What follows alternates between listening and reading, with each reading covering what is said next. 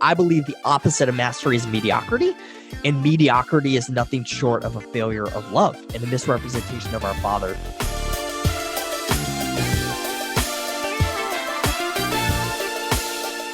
You're listening to the Redefining Wealth podcast with Patrice Washington. In today's episode, I sit down with serial entrepreneur and national best-selling author, Jordan Raynor. He says it's okay to have multiple passions, but it's time to be master of one.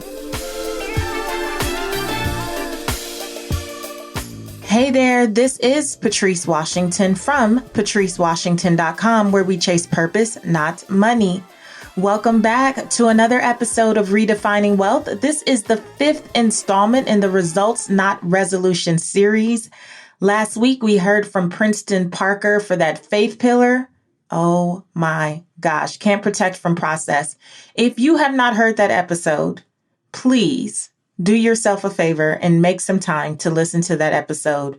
The DMs, the emails, the messages about that episode, are just overwhelming. Princeton Parker really did his thing, and he set it up perfectly as we go into the next pillar here, which is the work pillar, where Jordan Raynor is going to talk to us today about becoming master of one, becoming masterful in that thing that God has given us to do. And typically, I would tell you about the Purpose Chasers community and how to get an accountability partner over there. And if that's something you're interested in, please head to IamAPurposeChaser.com. But today, my heart is heavy, coming fresh off the news that Kobe Bryant passed in a helicopter crash, along with his beautiful daughter and 7 other souls this past weekend. And how appropriate that we're talking about just being masterful and how that really honors God when we show up in excellence. And Kobe Bryant was definitely that. Growing up in Los Angeles, meeting him when I was in high school at the Beverly Center, will never forget that. He was just like a hometown hero type of thing, So I didn't sleep that well last night, honestly. Really just thinking about his wife, who lost not an icon, but someone who lost her probably best friend, the father of her children, someone she's built a life with for 20 years. And so my prayers and my heart go out to Vanessa Bryant and the 3 daughters they have remaining, and just the entire Bryant family and all of the families that were impacted. If you are new to Redefining Wealth, you will learn that in this community, we believe that wealth is so much more than money and material possessions. We truly believe in the original definition of wealth, which is the condition of well-being. And so every week we talk about one of our pillars. We have 6 pillars of wealth. And if you don't know anything about them, then I suggest you go to patricewashington.com, click on Start Here, and you will get a free audio training that walks you through what each of the pillars are and how to assess exactly where you are and maybe what you want to put some attention to this year. So let me give you Jordan's full bio. Jordan Raynor is a serial entrepreneur and national best-selling author who helps Christians do their most exceptional work for the glory of God and the good of others. His book, Called to Create, became an instant bestseller when it was released in November 2017. And his most recent book, Master of One, which we'll talk about today, just came out, and let me assure you, it is a game changer. In addition to his writing, Jordan serves as the executive chairman of Threshold 360, a venture-backed tech startup, and he's twice been selected as a Google Fellow and served in the White House under President George W. Bush. Without further ado, here's Jordan Raynor.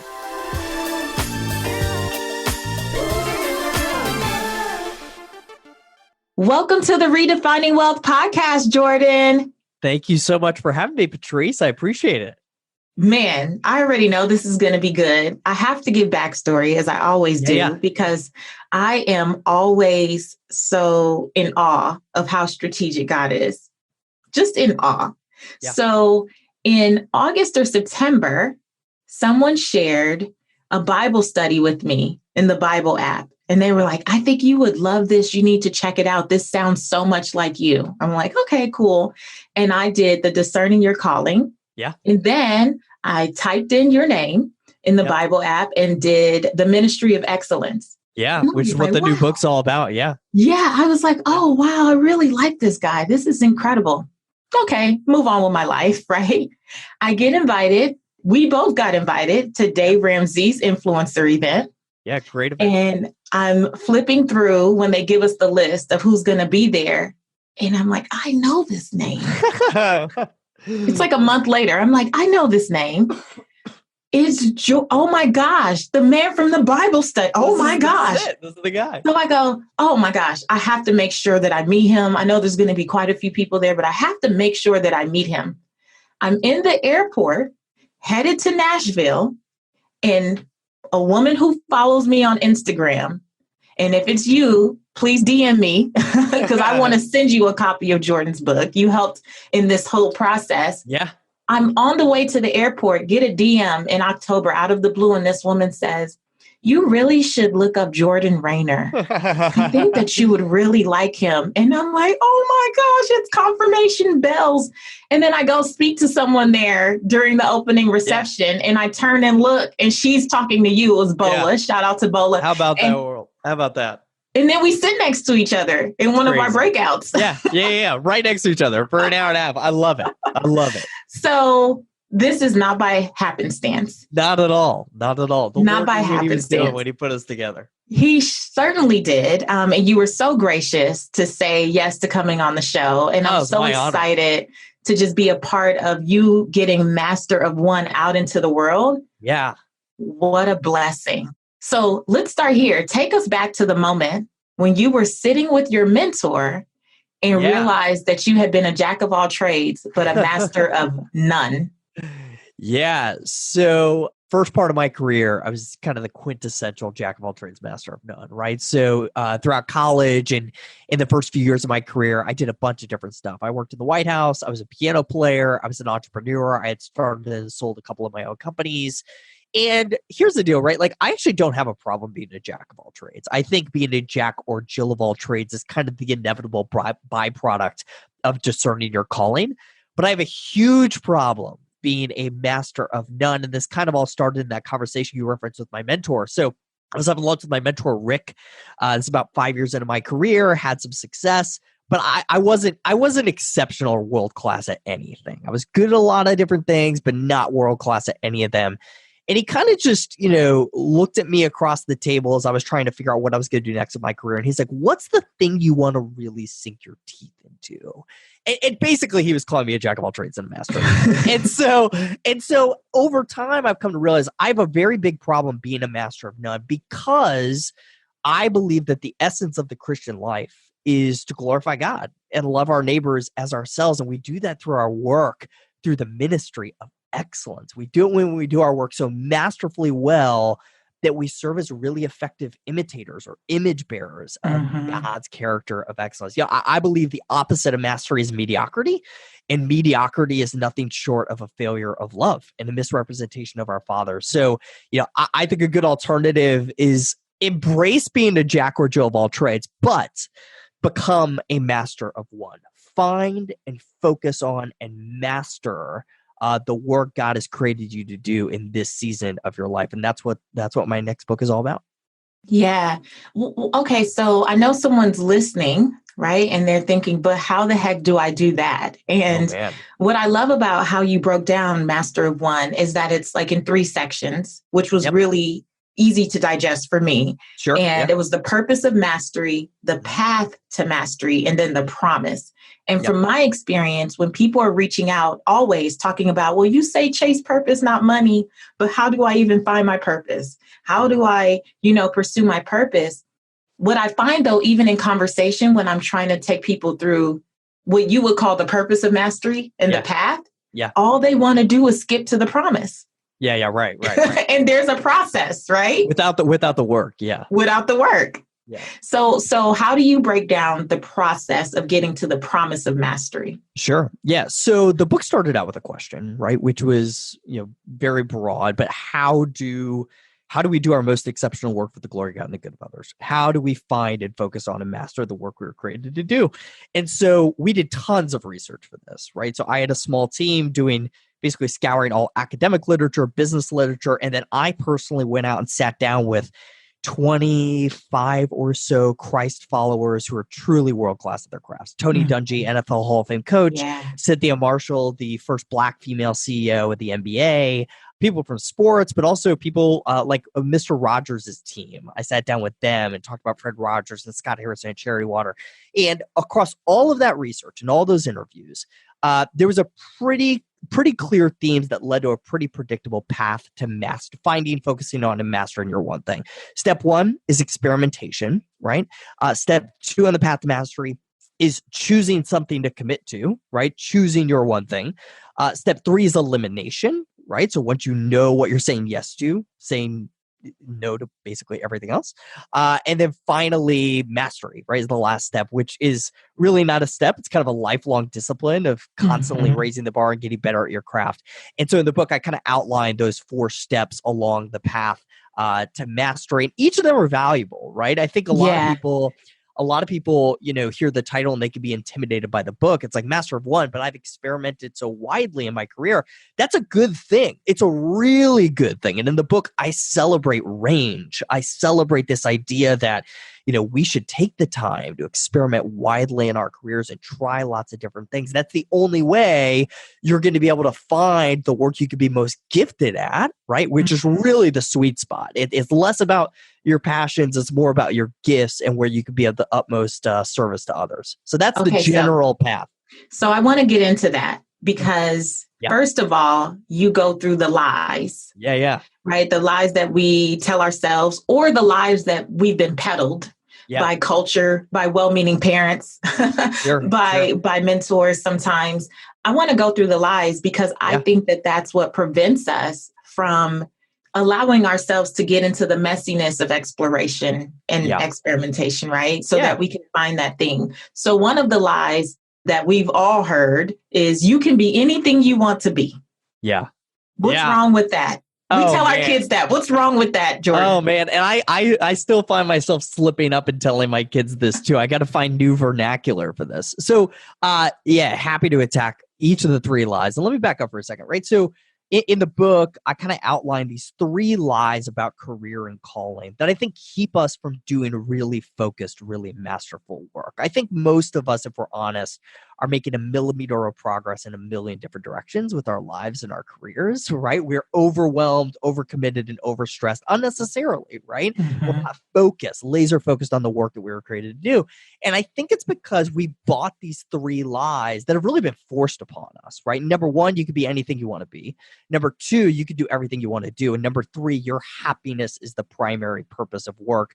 So you mentioned you could be anything you want to be. I heard this all the time. All the time growing up. And it's just simply not true. I'm 5'6". I'm never going to play basketball in the NBA. It's not going to happen. As much as I wanted to be a professional basketball player in middle school, that's not in the cards for me. I can't be anything I want to be. I can try to be anything I want to be. But if I care about excellence in my work as a means of serving others, I can't do it. I have to recognize that I can't do anything I want to do if I want to do everything well. And I want excellence in all things for the glory of God and the good of others, which is what I really care about. So that's the first lie. Second lie, you can do everything you want to do. I think most of us know this isn't true, right? I think we recognize the laws of time and trade-offs. But I think the third lie is probably the biggest one, right? I grew up, my parents, very well-intentioned, right? But my parents and every adult in my life told me, you know what, Jordan, when it comes to your career, follow your passions. Do whatever makes you happy, right? And it turns out this is like probably the worst advice we could give to young people. And for 2 reasons, right? Like, number 1, it just doesn't work, right? So millennials have had more opportunity to, quote, do whatever makes us happy vocationally. And yet Gallup tells us that we are less happy at work than any generation before us, right? And in the book, I cite a bunch of academic studies that show that the number 1 predictor of whether or not somebody will describe their work as a calling as opposed to a job or a career is not whether or not they were passionate about the work before they started it. It was the number of years they had spent pursuing mastery of the craft, right? Passion is a side effect of mastery. We get to love what we do by getting really, really good at it. And that's kind of the heart of the whole book. I believe that so much. When I read through that, it was a big aha, because I've told people before, I am passionate about singing in the shower. Right. You will never buy a ticket on Eventbrite or Ticketmaster to come hear me sing. Right. And so I can be passionate all day, but that's not what I was purposed for. Like, that is not where I'm supposed to put my intention and my focus and invest my money in perfecting my craft. Like, that's not where it goes.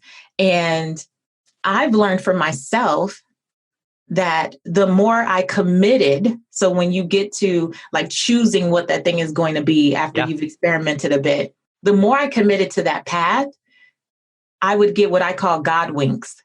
Yeah. And the God winks, the little nods in the right direction, the little affirmations, the things that people started to say, oh, that was good. Can you come do that here? Yes. Can I get you, like, would you mind doing that over here? Can you create something for us?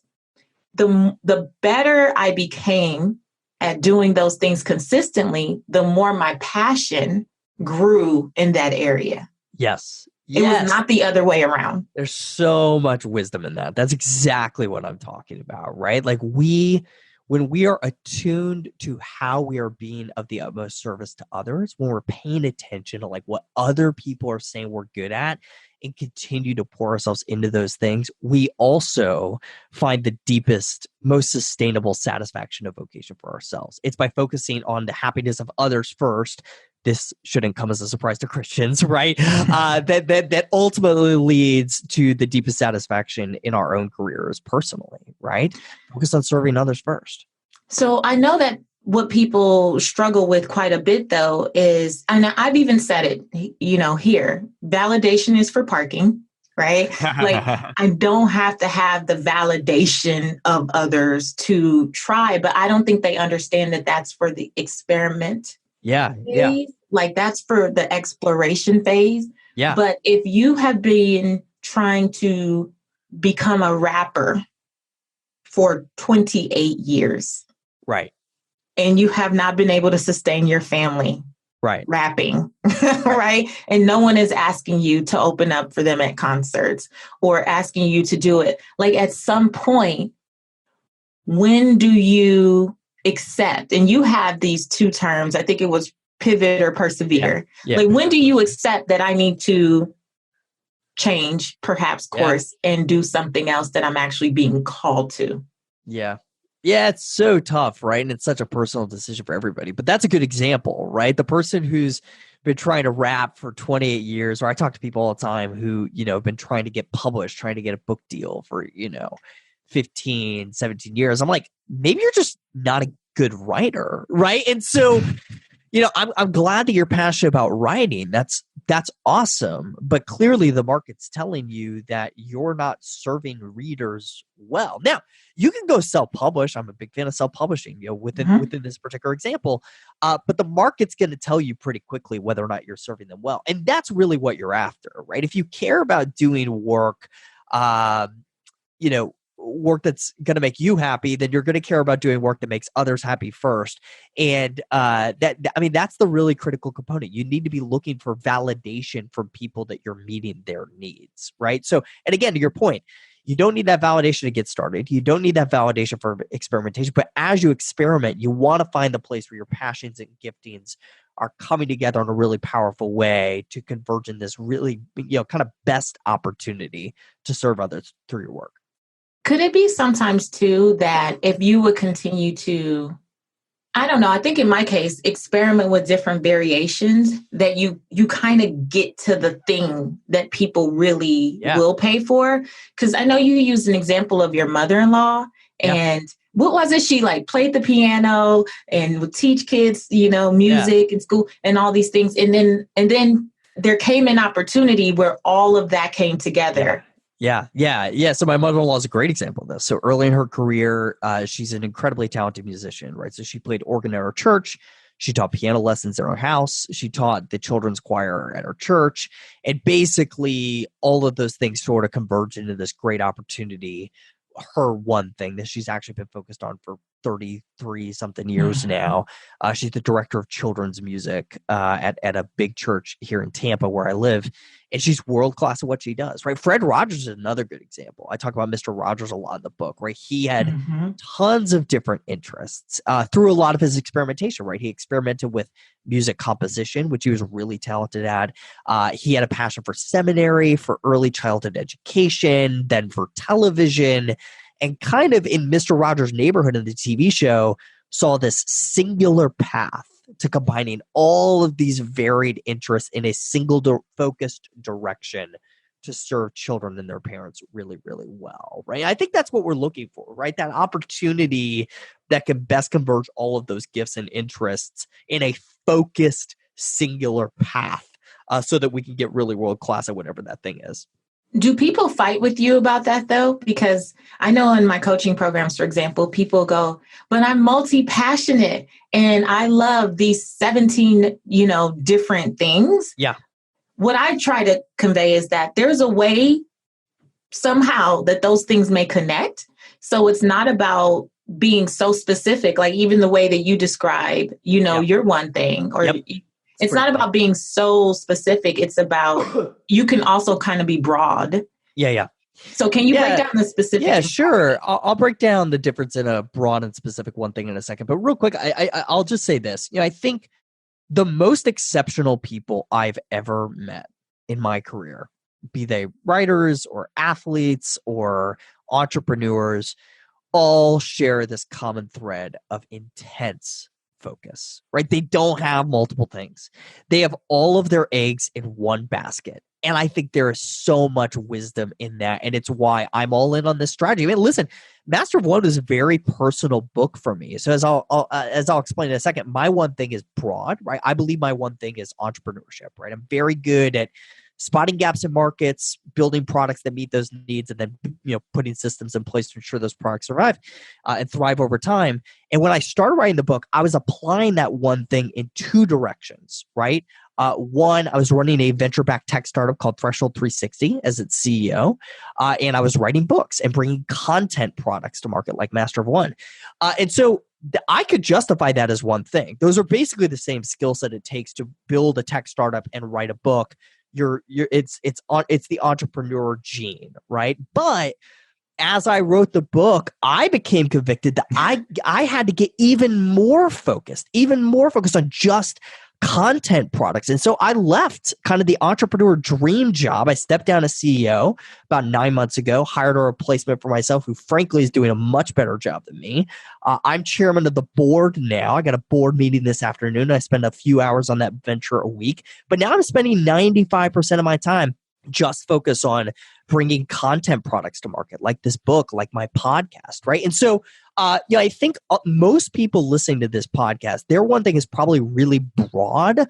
Some people's one thing is really specific. So my mother-in-law, Sheila, who I just talked about a few minutes ago, her one thing is a job title. She's been the director of children's music at Idlewild Baptist Church for 30-something years, right? That's very specific. My one thing is broad. It's entrepreneurship. I sat down in an interview for the book. I sat down with C.S. Lewis's stepson, Douglas Gresham, who's become a good friend. And I was asking Doug about this. I was like, listen, your stepfather, he called him Jack. Jack appeared to be a master of many things, right? He was an excellent writer of fiction. He was an excellent writer of nonfiction. He was this great university professor. And oh, by the way, he was like a great radio broadcaster. He seems to contradict this Master of One theme. And Doug corrected me. He's like, absolutely not. Jack was very intentional that his one thing was teaching. He was a masterful teacher in everything he did. And he applied that skill set in a few different contexts, in writing fiction, nonfiction, etc. But he was very methodical about that being the one thing and the one skill that he really developed. So I think thinking about your one thing as something that could be quite broad like that, like teaching entrepreneurship, is helpful to a lot of people. Yeah. But then like you still may need to eliminate. Absolutely. Yeah. Even if it's broad, you still can't do everything. I still can't run 3 ventures at the same time. And not in excellence. Right. Correct. Not in excellence. One of the things that I really share in my programs too is that, yes, you can do a million things. You can try. Right. I mean, Right. and burn out in the process for one, but you can try. But what happens is I find that you can do a million things one time and then be upset by the results, which won't be stellar, more than likely. Or you can choose to do fewer things a million times and actually master them. And you talk a lot just about mastery in general. What does it take to actually master the one thing that you end up settling on?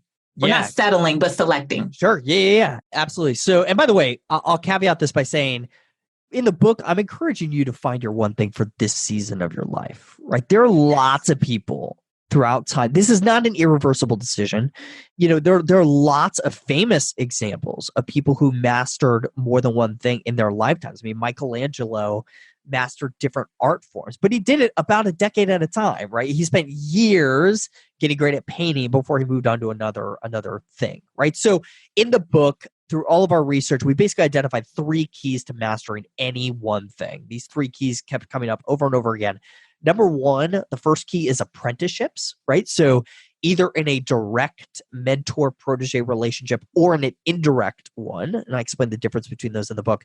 Number 2 is purposeful practice. So I'm sure a lot of your listeners have heard about Anders Ericsson's 10,000-hour rule, right? Mm-hmm. It takes 10,000 hours of practice to get world-class at anything.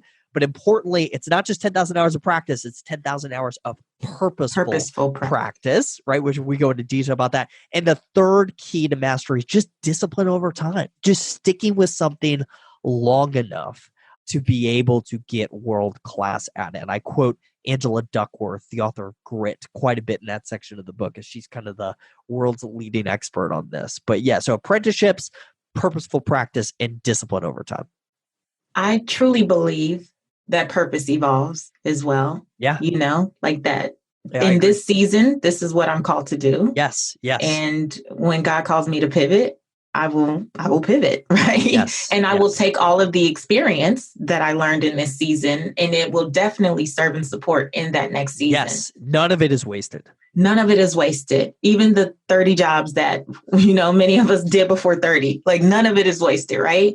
Something that really stood out to me in the book was about the fact that we tend to romanticize our career path, just like we do finding the right partner. Yeah. Like there's only one thing in the world that I can ever do. And so I think that really ties in. Like there's not one thing that for some people, maybe it is one thing their whole life. But for the majority of us, it's probably going to evolve. And that's okay. I think we treat this topic of calling kind of like we treat marriage and movies, right? That there is this there's only one person on the face of the earth that we could potentially be a good fit for, right? And we all know logically, that's absurd, right? There are likely dozens of people who would make great lifetime partners for me. Now, I've chosen one out of those many, right? My wife, Kara, that I'm committed to. But the same thing is true in our careers. There's no Mr. Right for our careers. There is a Mr. Best, right? And we should do the work of experimentation to find the thing that we could be most gifted at that would be worth committing to. But you can't let this idea of a Mr. Right career paralyze you in fear of making a wrong decision. I think for anyone who's out there who thinks they found their one thing, but is kind of afraid to name it, I would encourage you, and afraid to commit to it, I would encourage you, number one, there is no right decision or wrong decision, right? Number 2, there are very few irreversible decisions. And number 3, if you care about doing your most excellent work, there is an imperative to make a decision, right? We cannot do our most excellent work if we are scattered and unfocused in our careers. You just hurt someone's feelings. That's all right. You cannot do your most excellent work if you're scattered. No. It just is what it is. No, find me scientific literature to support the counter argument. It's very, very hard to refute this. Yeah. What about people who feel like they are just the best multitaskers in the world? We've learned that multitasking is not real. Well, there you go. So you just answer the question. Yeah, that's not a real thing.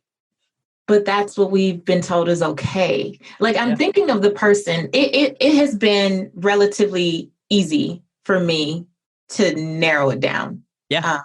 Good for you. Personally, well, I don't know how good it was. For years, I felt like, well, I'm just not that talented. So, and you interviewed someone. I'm trying to recall who it was. You interviewed, the young man from Hamilton. Oh, yeah. Lin-Manuel Miranda. Yes. Yeah. And he talked about going to school with so many extremely gifted and talented people. Yeah. And the fact that he was not as smart. And he said, man, I better find my thing. I better find my thing. I better focus. Yeah, I love that story. Yeah, so he went to school with these like genius kids. And he's like, well, I'm not smarter than these kids. I'm not funnier. So I guess I'll be more focused. And so, he stumbled upon musical theater, like early on in his schooling. And he's like, okay, this is the thing. And he just plowed full steam ahead into that thing. And now he's one of the greatest artists of our time, right? Yeah. Because he got laser focused on his one thing. He got laser focused. What does it take to have laser focus? We hear it, but I don't know how often it's explained in practical ways. Yeah. So I think it requires a couple of things, right? So in the macro sense of our careers, I think we stay focused when we first, articulate what we're saying yes to. You can't focus until you know definitively what you're saying yes to. And then surround yourself with people who are going to keep you focused on that thing, right? On the work that you feel called to do. So that's kind of in the macro sense of our careers.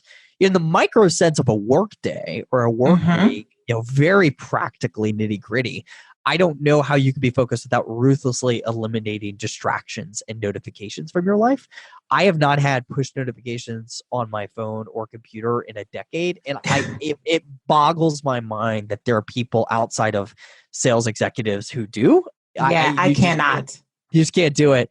Yeah, it's just impossible to get deep work done. I'm a huge fan of Deep Work by Cal Newport, and you just can't do it. So that's how we focus. But we just got to get in the habit of saying no a lot, right? I think, and I write about this in the book, I think Jesus was an incredible example of this. I think it's remarkable how many times in the Gospels Jesus says no to good things, really good things, in order to say yes and give his best yes to his main purpose, to his call on this earth. And so I think there's a lot of wisdom in there for us.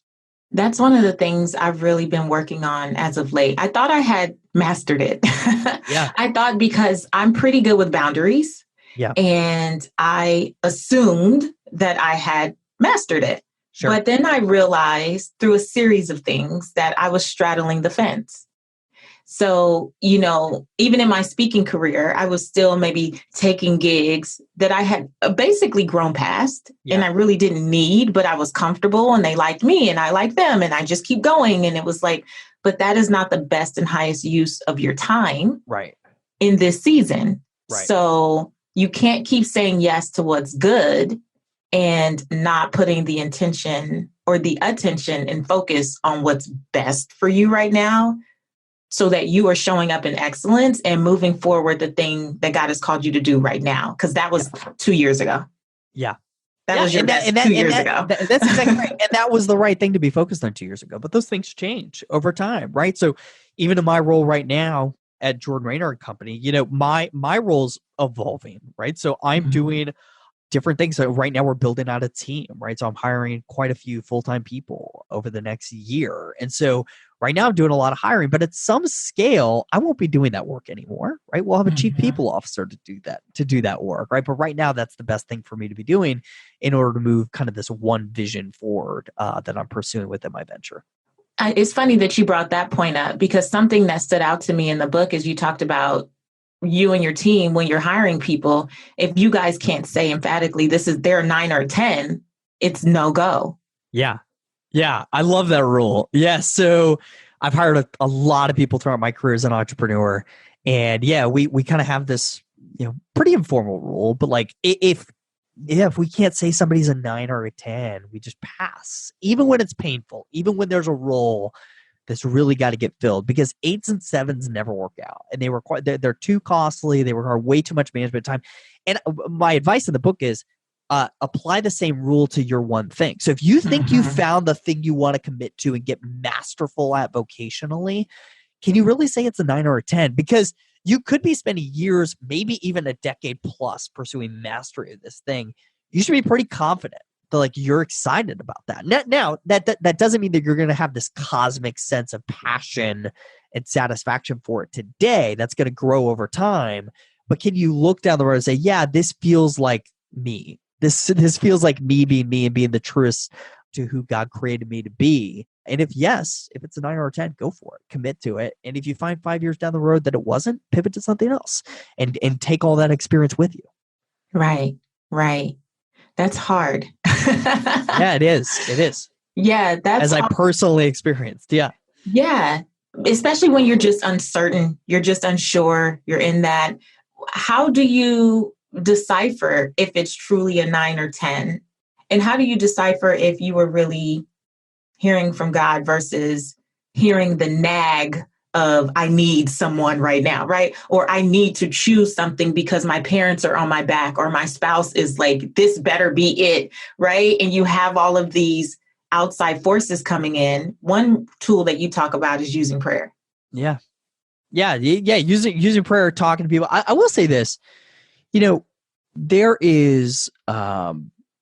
there's a general call for us Christians, right? Jesus was pretty clear on what our mandate is. Love God by glorifying him, revealing his character of excellence to the world, and love others. I don't think God's waiting around for us to get his approval on our specific plans for our career. And frankly, I don't think God needs Patrice or Jordan to do the specific work that we are doing. If you and I decided to do something else tomorrow and he really wanted this work done, he would find somebody else. You and I are not that special, right? And so there's a lot of freedom there, a lot of freedom to say, okay, Lord, you have given me this general call to reveal your glory, reveal your character of excellence to the world, and serve others well. I think the logical implication there is, okay, I'm going to go out in the world and I'm just going to figure out what I'm good at and how I can serve others really well. I'm just going to do it. I think we really overcomplicate this sometimes. I don't think it has to be that complicated. Get out there, try things, experiment with things, and whatever's working, continue to pour more water on those seeds. Don't pour more water on these seeds that are falling on rocky soil, right? Pour water on the seeds that are in the good soil, that are reaping, as the parable says, 30, 60, 100-fold crop, what the other seeds are reaping. I love that you said that, because I experience so many people who are waiting for the skies to open, and they're waiting for this supernatural light to shine on that one job or on that one business idea or on that one thing. And I'm like, I don't know that the heavens are going to part for you. I think that you just need to. Chances are they won't. Yeah.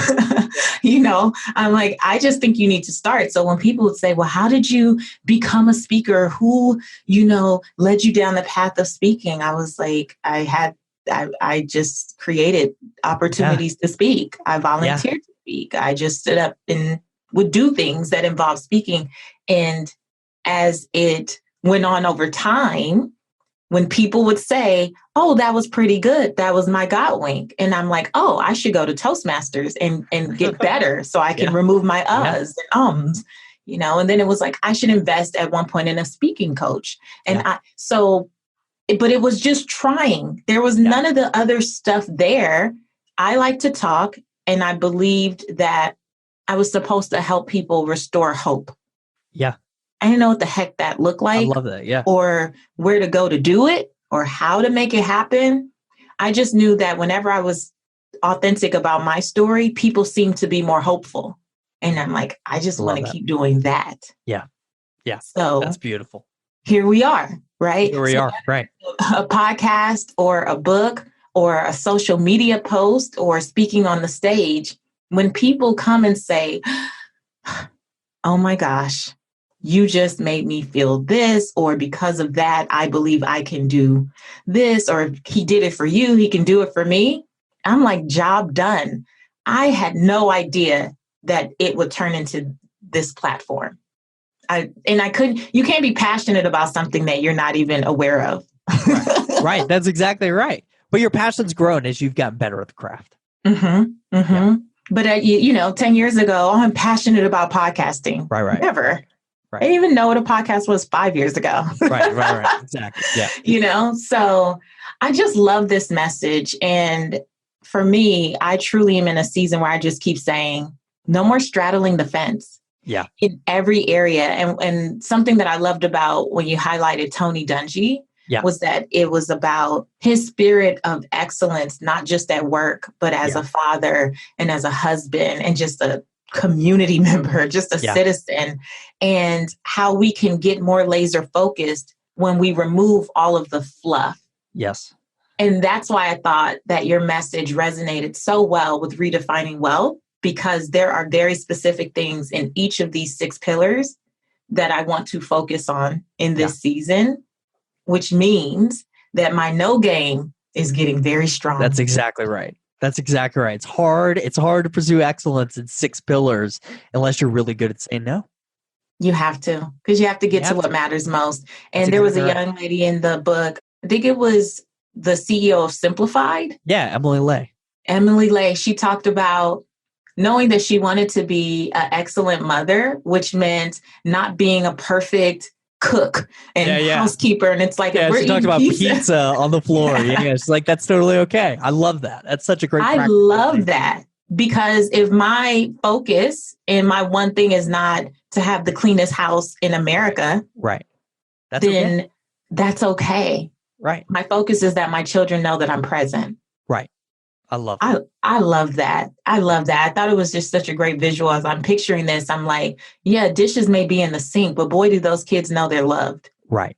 And as it pertains to work, I didn't go do all the things that would appear to be good to other people. Like when I left the Steve Harvey show, people were like, oh my gosh, what are you doing? What do you mean you're just leaving? Sure. They're like, they must have put you off. I'm like, I have the email to prove. Right. I said no, because the podcast was calling for my undivided attention. I love that so much. And you would not be impacting nearly as many lives as you are without making that decision, without saying yes to the thing you're doing and saying no to a very good thing, but not the best thing for you in this season of your career. Not the best. Yeah. And this is something else I learned through that process, Jordan. Yeah. People would say, oh, but there's millions of listeners on the radio. And the distinction that I felt the Holy Spirit gave me is those people, they were not looking for you. They stumbled upon you because you were attached to someone else's one thing, right? A part of their one thing. So you came for jokes, and then you have this random girl giving finance tips and you're like, oh, she's cool, right? So you stumbled upon me. The podcast, what I hear are from people who were searching. Yeah. And there's just a different connection when someone's prayer is that, God, you answer this thing, and this person appears with what seems to be the answer for you in that season. There's a much different connection than a drive-by on a radio station for 4 minutes, Absolutely.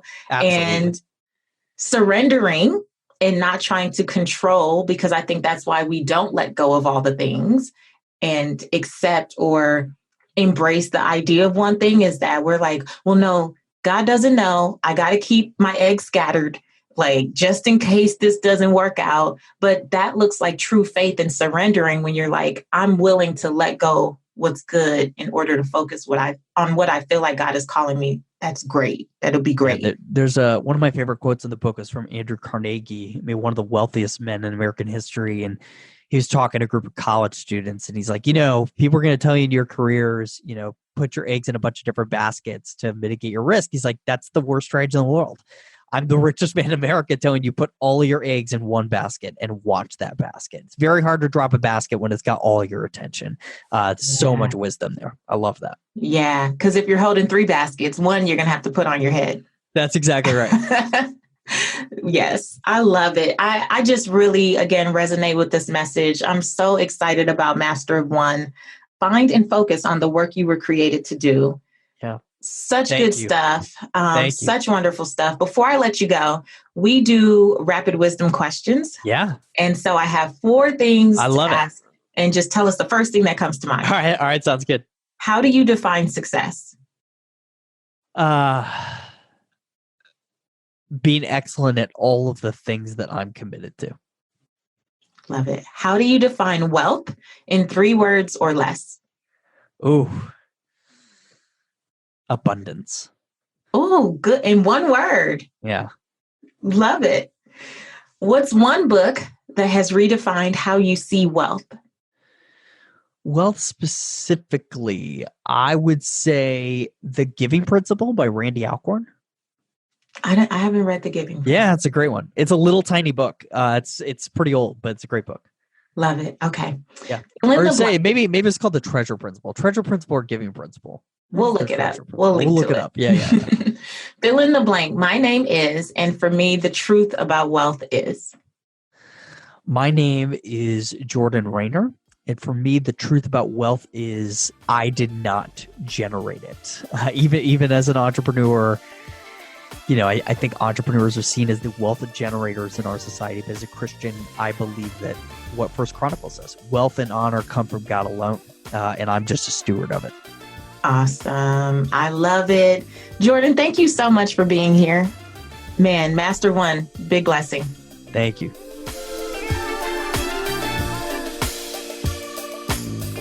All right. I know you got some nuggets. I know you got nuggets from this interview, and I want you to share them with me. I know one of my big takeaways is that basically when you're not focusing on mastery, you are settling for mediocrity. And yikes. I don't think we always think about it in those terms, but Jordan brings up so many great points and ways to just really reframe how we look at our life's work. And I know for those of you who are struggling with being multi-passionate, let me tell you, this is not going to bash you at all. All right. It is truly going to inspire you just to become world class. So whether you're at a turning point in your career or you're already doing work that you love, the book Master of One will inspire you. It's just about what are you going to become world class at? What will you sink your teeth into? Right. And guess what? The publisher's mistake is your come up because they accidentally sent me 2 copies of Master of One. And I've decided that I'm going to bless someone with one of those copies. So if you are hearing this interview and stuff that Jordan said is just like really resonating with you and you want a chance to win, head to my YouTube channel and leave a comment on this episode. You can find me on YouTube. It's not hard. Just put in Patrice Washington or put in Redefining Wealth podcast. You'll see Jordan's episode as one of the latest downloads. Type in your big aha, your big takeaway. Do it before February 5th, because on February 5th, I'm going to select a winner at random and we'll reach out to you and get your mailing address and I'll send it to you along with maybe another goodie or 2. All right. So Patrice Washington on YouTube. I believe I'm youtube.com/Seek Wisdom PCW. But honestly, just put my name in. Leave your aha and enter for your chance to win a copy of Master of One. And if you don't win or if you don't want to participate, guess what? The link to get the book is in the show notes. So just go straight to Amazon and grab your copy. Really, really great read.